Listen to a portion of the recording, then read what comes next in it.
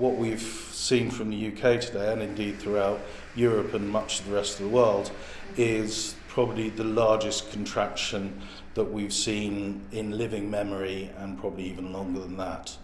The suddenness by which the pandemic hit us has meant that the UK economy, for example, in the last 3 months fell by 20%. That's 1/5.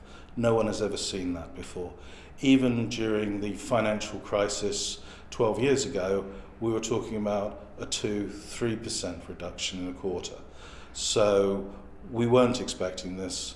UK wasn't expecting this. It's how we react to it that we will be judged in history. This recession has been announced in the UK, of course, but Gibraltar and the UK are linked. We have banks here, retailers.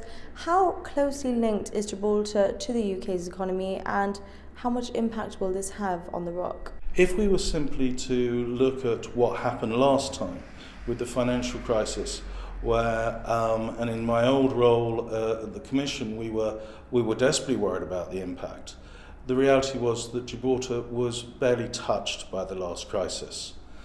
I doubt very much whether we will be so lucky this time.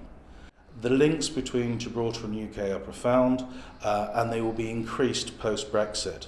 However, we are independent in many respects from them, and what happens in the UK is not necessarily replicated down in Gibraltar. For example, our housing market remains strong. The UK housing market looks more risky. Our banks remain strong.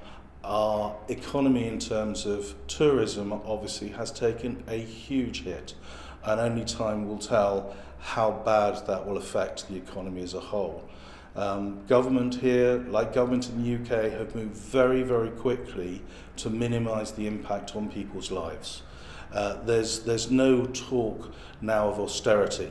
It's providing money to make sure people hopefully keep their jobs and businesses keep going, and government and the private sector work together as regards this, but we live in very uncertain times. So what are your predictions for Gibraltar? Can we expect a similar shrink in GDP or something else? I think we will see our GDP fall quite dramatically. That's inevitable because of what's happened with tourism and the border effectively being shut.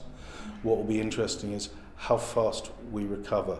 But unfortunately, for example, the lack of cruise ships, the fact that Spain's got the 14-day rule of people returning to the UK means that it is unlikely we will see the level of tourism returning to our jurisdiction, certainly until next summer.